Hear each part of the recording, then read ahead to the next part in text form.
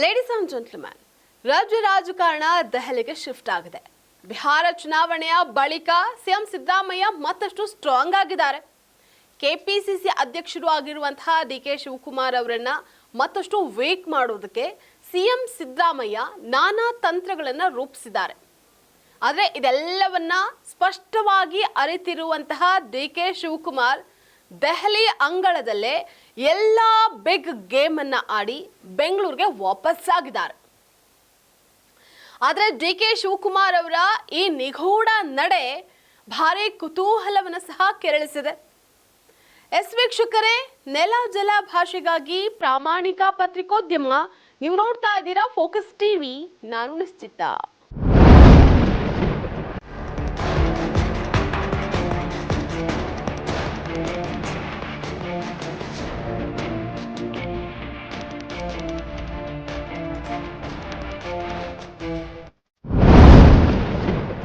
ಬಿಹಾರ ವಿಧಾನಸಭೆ ಚುನಾವಣೆಯ ಬಳಿಕ ಕರ್ನಾಟಕ ಕಾಂಗ್ರೆಸ್ನಲ್ಲಿ ನಾನಾ ಚಟುವಟಿಕೆಗಳು ಗರಿಗೆದರಿದೆ. ರಾಜ್ಯ ರಾಜಕಾರಣ ದೆಹಲಿಗೆ ಶಿಫ್ಟ್ ಆಗಿದೆ. ಸಿಎಂ, ಡಿಸಿಎಂ ಸೇರಿದಂತೆ ಕಾಂಗ್ರೆಸ್ನ ಘಟಾನುಘಟಿ ನಾಯಕರು ದೆಹಲಿಯಲ್ಲೇ ಬೀಡನ್ನ ಬಿಟ್ಟಿದ್ದಾರೆ. ಸಿಎಂ ಸಿದ್ದರಾಮಯ್ಯ ಹಾಗೆ ಡಿಸಿಎಂ ಡಿಕೆ ಶಿವಕುಮಾರ್ ಅವರಿಬ್ಬರೂ ಕೂಡ ನಾನಾ ನೀನಾ ಅಂತ ಜಿದ್ದಿಗೂ ಸಹ ಬಿದ್ದಿದ್ದಾರೆ. ನಾನಾ ತಂತ್ರ ಪ್ರತಿತಂತ್ರಗಳನ್ನ ಹೆಣಿತಾ ಇದ್ದಾರೆ. ಶತಾಯಗತಾಯ ನಾನು ತಗ್ಲೇಬಾರ್ದು ಅಂತ ಹೇಳಿ ಇಬ್ರು ಪರಸ್ಪರ ತಂತ್ರಗಾರಿಕೆಯಲ್ಲಿ ತೊಡಕೊಂಡಿದ್ದಾರೆ.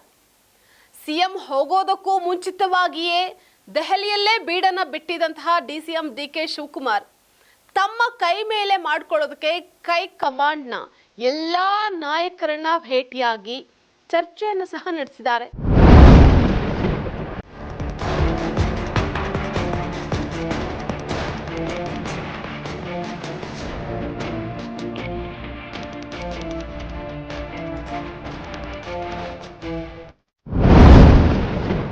ಆದರೆ ಇಲ್ಲಿ ಗಮನಾರ್ಹ ಏನಪ್ಪಾ ಅಂತ ಅಂದ್ರೆ ಡಿಸಿಎಂ ಡಿಕೆ ಶಿವಕುಮಾರ್ ಬಿಹಾರ ಚುನಾವಣೆಯಿಂದ ಈಚೆಗೆ ಒಂದಲ್ಲ ಎರಡಲ್ಲ ಬರೋಬ್ಬರಿ 4 ಬಾರಿ ದೆಹಲಿ ಯಾತ್ರೆಯನ್ನ ಕೈಗೊಂಡಿದ್ದಾರೆ. ಹೈಕಮಾಂಡ್ ನಾಯಕರ ಜೊತೆಗೆ ಚರ್ಚೆಯನ್ನ ನಡೆಸಿದ್ದಾರೆ. ಏತನ್ಮಧ್ಯೆ ಸಿಎಂ ಸಿದ್ದರಾಮಯ್ಯ ಕೂಡ ತಾವೇನ್ ಕಡಿಮೆ ಇಲ್ಲ ಅಂತ ಅನ್ನುವಂತೆ ದೆಹಲಿಯಲ್ಲೇ ತಮ್ಮ ತಂತ್ರಗಳನ್ನ ರೂಪಿಸಿದ್ದಾರೆ. ಕೆಪಿಸಿಸಿ ಅಧ್ಯಕ್ಷರು ಆಗಿರುವಂತಹ ಡಿಸಿಎಂ ಡಿಕೆ ಶಿವಕುಮಾರ್ ಅವರು 4ನೇ ಬಾರಿಯ ದೆಹಲಿ ಪ್ರವಾಸದಿಂದ ದಿಢೀರ್ ಬೆಂಗಳೂರಿಗೆ ಬಂದಿರೋದು ಭಾರಿ ಚರ್ಚೆಗೆ ಗ್ರಾಸವಾಗಿದೆ.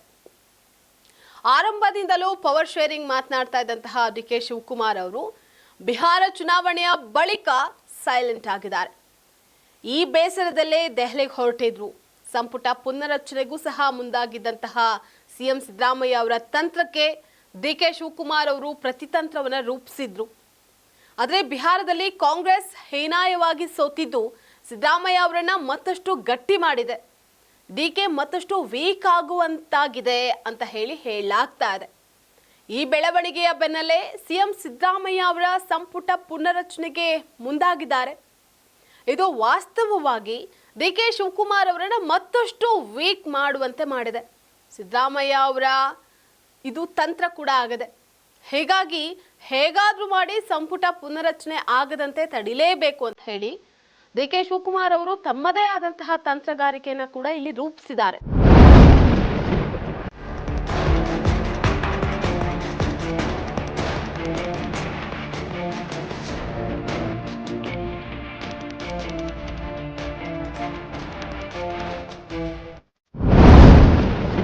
ಸಿಎಂ ಸಿದ್ದರಾಮಯ್ಯ ದೆಹಲಿಗೆ ಹೋಗೋದಕ್ಕೂ ಮುಂಚಿತವಾಗಿಯೇ ಎಐಸಿಸಿ ಅಧ್ಯಕ್ಷ ಮಲ್ಲಿಕಾರ್ಜುನ ಖರ್ಗೆ, ಕೆಸಿ ವೇಣುಗೋಪಾಲ್ ಸೇರಿದಂತೆ ಹಲವಾರು ಜನ ಹೈಕಮಾಂಡ್ ನಾಯಕರ ಜೊತೆಗೆ ಡಿಕೆ ಮಾತುಕತೆಯನ್ನು ನಡೆಸಿದ್ದಾರೆ.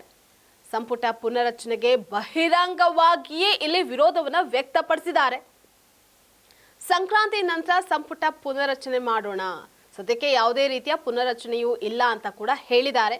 ಈಗ ಸೈಲೆಂಟ್ ಆಗಿ ದೆಹಲಿಯಲ್ಲಿ ಮಲ್ಲಿಕಾರ್ಜುನ ಖರ್ಗೆ ಅವರೊಟ್ಟಿಗೆ ಸೈಲೆಂಟ್ ಆಗಿಯೇ ಮಾತುಕತೆಯನ್ನು ನಡೆಸಿದಂತಹ ಸಿದ್ದರಾಮಯ್ಯ ತಂತ್ರಗಳಿಗೆಲ್ಲ ಪ್ರತಿತಂತ್ರಗಳನ್ನು ರೂಪಿಸಿ ಬಂದಿದ್ದಾರೆ.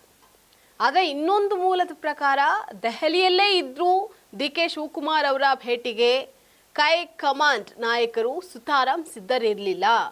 ರಾಹುಲ್ ಗಾಂಧಿ ಅಂತೂ ಡಿಕೆ ಭೇಟಿಗೆ ಅಪಾಯಿಂಟ್ಮೆಂಟೇ ಕೊಡಲಿಲ್ಲ ಅಂತ ಹೇಳಲಾಗಿದೆ.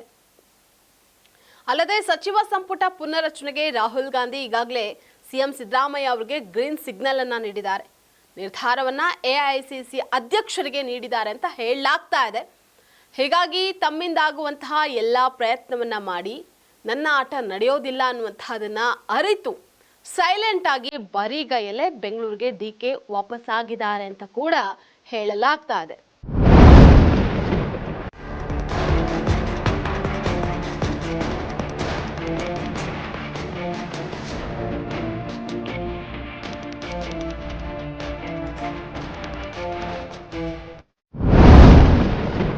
ಅದಲ್ಲದೆ ಇನ್ನೊಂದು ಮೂಲದ ಪ್ರಕಾರ ಸಿಎಂ ಸಿದ್ದರಾಮಯ್ಯ ಬೆಂಗಳೂರಿಗೆ ಬಂದು ಹೋದ್ರು, ಡಿಕೆ ಡೆಲ್ಲಿಯಲ್ಲೇ ಇದ್ದುಕೊಂಡು ಎಲ್ಲವನ್ನ ಮಾಡಿ ವಾಪಸ್ ಆಗಿದ್ದಾರೆ. ಆದರೆ ಇದು ಎಷ್ಟರ ಮಟ್ಟಿಗೆ ವರ್ಕೌಟ್ ಆಗುತ್ತೆ ಅನ್ನುವಂಥದ್ದನ್ನ ಕಾದ್ ನೋಡಬೇಕಾಗಿದೆ. ಅದು ಸದ್ಯಕ್ಕೆ ಕುತೂಹಲವನ್ನು ಸಹ ಕೆರಳಿಸಿದೆ. ಇದಾಗಿತ್ತು ಇವತ್ತಿನ ಫೋಕಸ್ ಸ್ಪೆಷಲ್ ಸ್ಟೋರಿ. ನೆಲ ಜಲ ಭಾಷೆಗಾಗಿ ನೋಡ್ತಾ ಇರಿ ಫೋಕಸ್ ಟಿವಿ.